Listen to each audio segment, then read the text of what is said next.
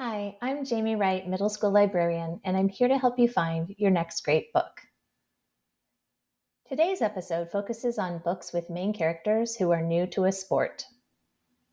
First up is a book called Bump by Matt Wallace. MJ is figuring out how to be in the world without her father, and now, because of some mean girls, how to be without gymnastics.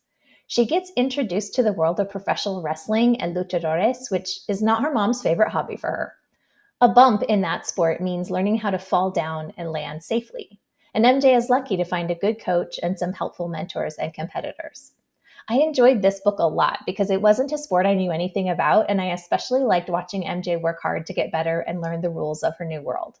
Even when she gets frustrated or a little entitled, I really appreciate seeing her getting back up again and trying to be better than the day before. Next up is Roller Girl, a graphic novel by Victoria Jamieson. I really like this book. It does a great job of showing how friendships can fall apart, and even though that's sad, it's also familiar, and reading about it makes you feel like you're not alone, like you're not the only one it ever happened to. So it shows the real painful details in that whole process. It's a common experience, but not a lot of books capture what that's truly like. Astrid's best friend signed up for dance camp, and suddenly she has a lot of great new friends and not a lot of time to spend with her. And Astrid's mom is always planning cultural outings for them, like museum tours and poetry readings, but those just aren't much fun without a friend. So Astrid decides to sign up for roller derby, and being new to the sport, she's not very good. She's a beginner. She has to decide if she wants to stick with it and do the work to practice and improve, or if she's going to bow out and quit. You don't have to know anything about roller derby to appreciate this book, which is also about managing friendships and figuring out who you want to be. Ghost by Jason Reynolds is the first book in the Track series. Castle Crenshaw prefers the name Ghost. He's fast and he knows it. He gets into some trouble around town and happens to be rescued by a former Olympic medalist who helps him out on the condition that Ghost joins his track team. Ghost never wanted to be part of a team, and he doesn't know any of the kids. He just likes being really fast. He struggles to fit in and he makes mistakes, and it's not clear if he wants to take responsibility for this group or to go his own way.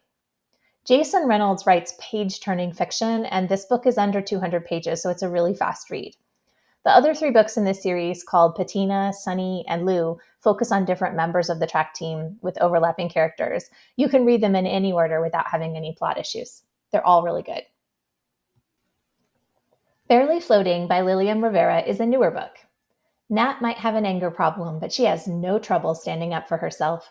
She's a strong swimmer, but when she's first introduced to synchronized swimming, her parents aren't excited about her participation. They think it's a sport that's too based on looks, and specifically about being thin and white, and Nat isn't either of those things. She doesn't have a lot of cash, but she finds a way to join a team and practice with them, and to keep investing in her own strength, without putting too much emphasis on what anybody else thinks. At just 240 pages, this is a quick read, and I love seeing a book that's got a unique sport and a unique protagonist.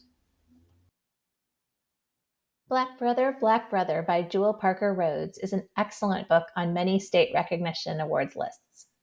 Dante and Trey are brothers who attend Middlefield Prep. Dante presents as black, and Trey looks more white. There aren't very many black kids at the school, so Dante sometimes feels like it's easier for Trey to fit in. After an incident with a popular bully in which Dante is wrongly suspended and arrested, he decides he will beat the bully at his own game, which is fencing. He connects with a former Olympian at the Boys and Girls Club to coach him, and he builds confidence along with his fencing skills. Will it be enough to triumph over the prep school fencing king? The last book for today's episode is The Fire, the Water, and Maudie McGinn by Sally J. Pla. Maudie is neurodivergent, and she always looks forward to spending the summer with her father. But this summer is a little different. First of all, she and her mother have moved in with a rich guy who doesn't really know or understand Maudie, and she's not sure how to talk to her dad about that. Second, right at the beginning of the summer, a fire destroys her dad's home and all their belongings. So they travel to the beach town where her father grew up, and Maudie starts to learn how to surf. She's quiet and sometimes has trouble getting to know new people, and she doubts herself, so trying something new is especially challenging. This book is a great exploration of surfing, families, and neurodivergence. It was on both the Texas Bluebonnet and Lone Star lists in the same year, and it's the winner of the Schneider Family Book Award for 2024. That's it for this episode of Book Talks, Characters Who Are New to a Sport. If you're still looking for your next great book, don't hesitate to reach out to your librarian. And remember, a book is always a good idea.